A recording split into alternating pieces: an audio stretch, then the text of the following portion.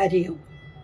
ഭാഗവതത്തിൽ 7-ാം സ്കന്ധത്തിൽ 8-ാമത്തെ അധ്യായത്തിൽ 1 മുതൽ 7 വരെയുള്ള ശ്ലോകങ്ങൾ കൊണ്ട് ഹിരണ്യകശിപു ആ കുട്ടിയെ പ്രഹ്ലാദനെ ചോദ്യം ചെയ്യുന്നതും പ്രഹ്ലാദനും ഹിരണ്യകശിപുമായിട്ടുള്ള സംവാദം നാരദ മഹർഷി പറയുന്നത് 7 ശ്ലോകങ്ങളെ കൊണ്ട് പറഞ്ഞിട്ടുണ്ട്.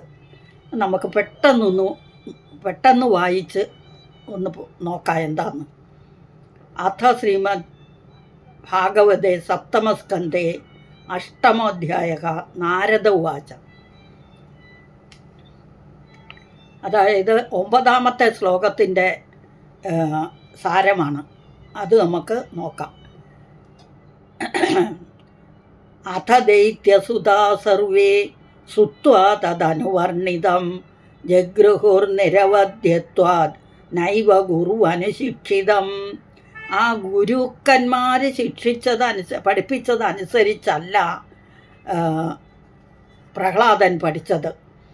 അവദ്യം എന്ന് പറഞ്ഞാൽ ദോഷം, അനവദ്യം നിരവദ്യം എന്നൊക്കെ പറഞ്ഞത് ദോഷമില്ലായ്മ. അപ്പം അവർ പഠിപ്പിച്ചതൊന്നും പ്രഹ്ലാദന് നന്നായി തോന്നിയില്ല. ഗുരു അനുശിക്ഷിതം, ആ ഗുരുവിനാൽ ഉപദേശിക്കപ്പെട്ട കുട്ടികളാണെങ്കിൽ പ്രഹ്ലാദൻ പറഞ്ഞു കൊടുത്തത് തത് അനുവർണിതം, ഭഗവാനെ പറ്റി വർണ്ണിച്ചതെല്ലാം വേണ്ട പോലെ വർണ്ണിച്ചു കൊടുത്തതെല്ലാം അവർക്കിഷ്ടപ്പെട്ടു.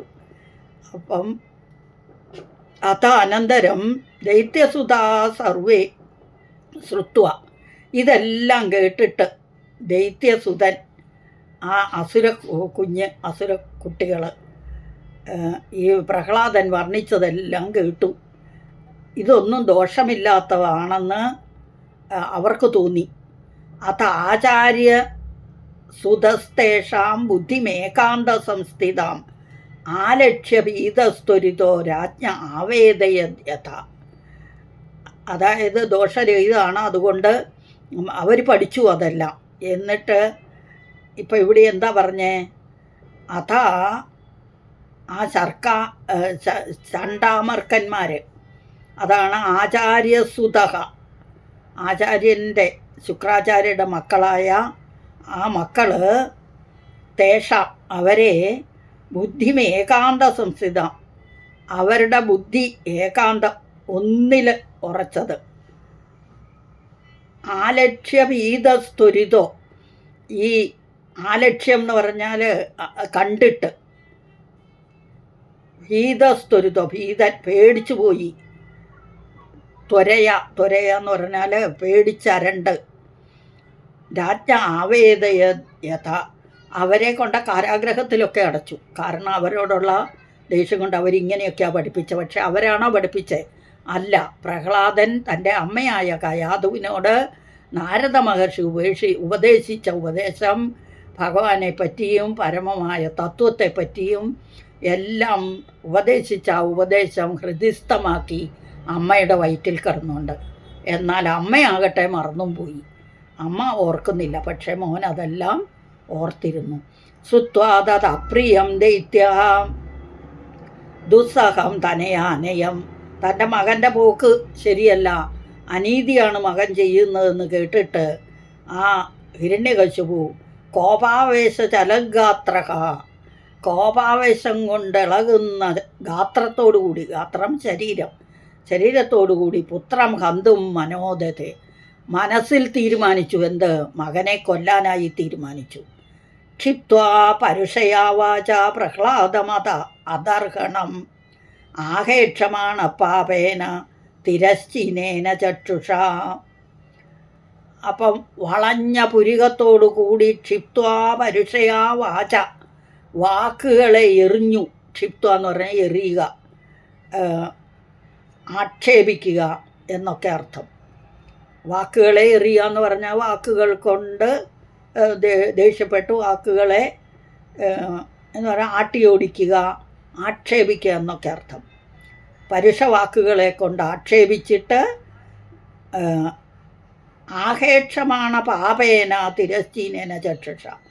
അപ്പം തിരശ്ചീനമായിട്ട് വളഞ്ഞ പുരികം കൊണ്ട് അത് ദേഷ്യം വന്നിട്ടേ വളഞ്ഞ കണ്ണുകളോടുകൂടി പ്രസരയാവനതം ദാന്തം.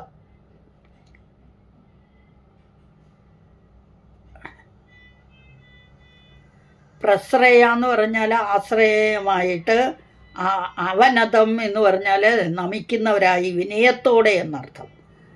ബദ്ധാഞ്ജലിം അവസ്ഥിതം, കൈകൂപ്പി നിൽക്കുന്ന അവർ. സർപ്പപതാഹദൈവ, ചവിട്ടേറ്റ സർപ്പത്തെ പോലെ. ആ ഹിരണ്യകശിപുവിന് എന്താ, അവർക്കും ഗുരുക്കന്മാർക്കും എന്താ ചെയ്യേണ്ടതെന്നറിയില്ല. ഹിരണ്യകശിപു ദേഷ്യപ്പെട്ട് എന്താ പറയുക, കോപം കൊണ്ട് വറച്ചു നിൽക്കുകയാണ്. ഇങ്ങനെ ശ്വസൻ പ്രകൃതിദാരുണക, പ്രകൃതിയെ മുഴുവൻ ഇളക്കുന്ന തരത്തിൽ ശ്വസിച്ചുകൊണ്ട് എന്ന് പറഞ്ഞ് ഇതുകൊണ്ട് ചവിട്ടേറ്റ പാമ്പിനെ പോലെ ജ്വലിച്ചു.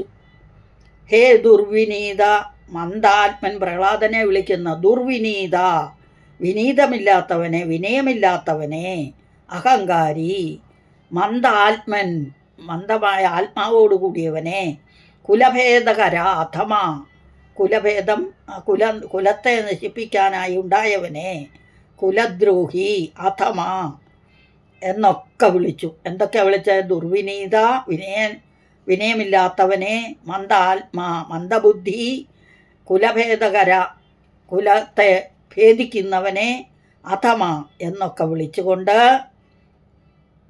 സ്തബ്ധം മത്ശാസനോദ്ധൂതം, സ്തബ്ധനായി, മത്ശാസന, എൻ്റെ ശാസനയെ ഉദ്ധൂതം ചെയ്ത്, എൻ്റെ ശാസനയെ ലംഘിച്ചുകൊണ്ട്, നേഷ്യെ ത്വാദ്യയമക്ഷേ, നിന്നെ ഞാൻ, എൻ്റെ വാക്കുകളെ ധിക്കരിച്ച, ലംഘനം ചെയ്ത നിന്നെ ഞാൻ യമലോകത്തേക്ക് അയക്കുന്നുണ്ട്. യമക്ഷയം, ഞാൻ നിന്നെ യമലോകത്തേക്ക് അയക്കുന്നുണ്ട്.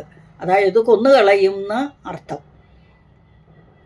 ക്രുദ്ധസ്യ യസ്യ കമ്പന്തേ ത്രയോ ലോകാ സഹേശ്വരാഹ തസ്യ മേ ഭീതവൻ മൂഢ ശാസനം കിംബലോത്യഗാഹ. ആ ക്രോധം കൊണ്ട് കോപിച്ച് അവൻ്റെ കമ്പം എന്ന് പറഞ്ഞാൽ, കമ്പന്തേ എന്ന് പറഞ്ഞാൽ വിറയ്ക്കുന്ന, മൂന്ന് ലോകത്തെയും വിറപ്പിക്കുന്ന, സഹ ഈശ്വര, എല്ലാ ഈശ്വരന്മാർ, എൻ്റെ പേര് കേട്ട, എന്നെ കണ്ടാൽ ലോകം മുഴുവനും വിറയ്ക്കും, ദേവന്മാരും വിറയ്ക്കും. അങ്ങനെയുള്ള എൻ്റെ ശാസനയെ നീ എന്തുകൊണ്ട് അതിക്രമിച്ചു? കിം ബലോ അത്യഗാഹ, അതിക്രമിച്ചു എന്ന് ചോദിച്ചു. അപ്പം ഇതാണ് ആ 7 ശ്ലോകങ്ങൾ കൊണ്ട് അവർ തമ്മിലുണ്ടായ ഇത്. ഇനി അതിന് ഉത്തരം പറയുകയാണ് പ്രഹ്ലാദൻ. അതും കൂടി നമുക്കൊന്ന് വായിച്ചു പോവാം. പ്രഹ്ലാദ ഉവാച ന കേവലം മേ ഭവതശ്ച രാജൻ സവൈബലം ബലിനാം ചാപരേഷാം പരേ വരേമി സ്ഥിരജംഗമായേ ബ്രഹ്മാദയോ യേന വശം പ്രണീത. ന കേവലം മേ ഭവതശ്ച രാജൻ, എൻ്റെ മാത്രം എൻ്റെ, അല്ലയോ അച്ഛ രാജാവേ, എൻ്റെ മാത്രമല്ല, വൈബലം, അവൻ്റെ ബലം എന്നിൽ മാത്രമല്ല, ബലിനാഞ്ച അപരേഷ, മറ്റുള്ളവരുടെ ബലവും അവൻ തന്നെയാണ്. പരേ വരേമി സ്ഥിര ജംഗമായ, എല്ലാ സ്ഥാവര ജംഗമങ്ങളുടെയും ബലം ആ ഭഗവാൻ തന്നെയാണ്. ബ്രഹ്മാദയോയേന വശം പ്രണീതാഹ, ബ്രഹ്മാവ് മുതലായ ദേവന്മാർ എല്ലാവരും പ്രണമിക്കുന്ന ആ ഭഗവാൻ, അദ്ദേഹമാണ് എല്ലാവരുടെയും ബലം എന്ന് ഒന്നാമത്തെ ശ്ലോകം കൊണ്ട്. രണ്ടാമത്തെ ശ്ലോകത്തിൽ സൈശ്വരകാല ഉരുക്രമോ സോജസഹസത്വബലേന്ദ്രിയാത്മാ, സൈശ്വര, അവൻ ഈശ്വരനും, കാല ഉരുക്രമ, കാലത്തെ ഉരുക്രമം, കാലചക്രത്തെ ചലിപ്പിക്കുന്നവനും, കാലചക്രം നിയന്ത്രിക്കുന്നവനും, അസൗ ഓജഹ, അവൻ്റെ ഓജസ്സും, സഹ സത്വബലേന്ദ്രിയാത്മാ, സത്വം, രജസ്, തമോ ഗുണം, ഈ 3 ഗുണങ്ങളെ കൊണ്ട് സയേവ വിശ്വം പരമസ്വശക്തി, സ്വന്തം ശക്തി കൊണ്ട്. അപ്പം എല്ലാ ബലങ്ങളും ഭഗവാന്റെ തന്നെയാണ്. സയേവ വിശ്വം പരമസ്വശക്തിഭി, ശ്രേഷ്ഠമായ തൻ്റെ തന്നെ ശക്തി കൊണ്ട് സൃജതി അവധി അത്തി, അതാണ് സൃജത്യവത്യത്തി എന്ന് വന്നത്. സൃജതി അവധി അത്തി. സൃജതി എന്ന് പറഞ്ഞാൽ സൃഷ്ടി, അവധി എന്ന് പറഞ്ഞാൽ പരിപാലനം, അത്തി എന്ന് പറഞ്ഞാൽ സംഗ്രഹം അല്ലെങ്കിൽ സംഹാരം. അപ്പം സത്വഗുണം കൊണ്ട് പരിപാലനവും, രജോ ഗുണം കൊണ്ട് സൃഷ്ടിയും, തമോ ഗുണം കൊണ്ട് സംഹാരവും നടത്തുന്ന ഗുണത്രയേശ, 3 ഗുണങ്ങൾ. ആ 3 ഗുണങ്ങൾക്കും ഈശനായിരിക്കുന്ന ആ ഭഗവാൻ, ഈ 3 ഗുണങ്ങളും ഭഗവാൻ തന്നെയാണ്. ഈ 3 ഗുണങ്ങളെ കൊണ്ടാണ് സൃഷ്ടി സ്ഥിതി സംഹാരം ഭഗവാൻ നടക്കുന്ന. അങ്ങനെയുള്ള ആ ഭഗവാനെ എന്ന അർത്ഥം. അടുത്ത ശ്ലോകത്തിൽ ജഹ്യാസുരം ഭാവമിമം ത്വമാത്മനഃ സമം മനോധൽസ്വന സന്ധിദ്വിഷഃ ഹൃദയജിതാത്മന ഉൽപഥസ്ഥിതാത് തത്തിഹ്യനന്ദസ്യ മഹത്സമർഹണം. അല്ലയോ അച്ഛ, അങ്ങയുടെ ഈ ആസുരഭാവത്തെ, ജഹി എന്ന് പറഞ്ഞാൽ ഉപേക്ഷിക്കൂ. ജഹി ആസുരം, ജഹ്യാസുരം, അങ്ങയുടെ ഈ ആസുരഭാവത്തെ ഉപേക്ഷിക്കുക. ത്വം ആത്മനഃ സമം മനോദൽസ്വ, മനസ്സ്, തൻ്റെ മനസ്സിനെ ധരിക്കുക സമഭാവനയോടുകൂടി. സമം മനഃ, സമഭാവന മനസ്സിൽ ധരിച്ച്, സന്ധി വിദ്വിഷഃ, വിദ്വിഷത്തെയൊക്കെ വെടിഞ്ഞ്, ഹൃദയജിതാത് ആത്മന ഉൽപഥസ്ഥിതാത്, അപ്പം മനസ്സിനെ ഒരിടത്ത് പിടിച്ചു നിർത്തി ഒന്നിൽ തന്നെ വിശ്വസിച്ച്, തത് ഹി, അതാകട്ടെ, ഹി അനന്തസ്യ മഹത്സമർഹണം, അത് ഭഗവാനിൽ തന്നെ സമർപ്പിക്കുക. അപ്പം അല്ലയോ അച്ഛൻ്റെ ഈ ആസുരഭാവം എല്ലാം ഉപേക്ഷിച്ച് മനസ്സിനെ ഏകഭാവനയോടുകൂടി നിർത്തി അനന്തനെ, എല്ലാം അനന്തനിൽ സമർപ്പിക്കുക എന്ന് പറഞ്ഞു 10ാമത്തെ ശ്ലോകത്തിൽ. അടുത്ത ശ്ലോകത്തിൽ ദസ്യൂൻ പുരാഷണ്ണ വിജിത്യ ലുംബതോ മന്യന്ത ഏകേ സ്വചിതാദിശോ ദശ ജിതാത്മനോജ്ഞസ്യ സമസ്യ ദേഹിനാം സാധോ സമോഹപ്രഭവാ കുതപ്പരേ. അപ്പം 10 ദിക്കിനെയും ജയിച്ച് മനോജയം നേടിയവർക്ക് മാത്രമേ ഈ ഭഗവാനിൽ ഏകാഗ്രമായിട്ട്, അതായത് കാമക്രോധലോപമോഹ മതമാത്സര്യങ്ങളാകുന്ന 6 ഇന്ദ്രിയങ്ങളെ, 5 ഇന്ദ്രിയങ്ങളും 1 മനസ്സും, അതാണ് ഇവിടെ ഈ 11ാമത്തെ ശ്ലോകത്തിൽ ഷണ്ണവിജിത്യ, 6 ശത്രുക്കൾ, അത് നമ്മളിൽ തന്നെയാണുള്ളത്. ആ നമ്മളിലുള്ള ശത്രുക്കളെയെല്ലാം ലുംബത, ആ ശത്രുക്കളെല്ലാം നമ്മളെ അപഹരിക്കാൻ നോക്കുകയാണ് ഇതിനെ. അപ്പോൾ ലുംബത എന്ന് പറഞ്ഞാൽ അപഹരിക്കുന്ന.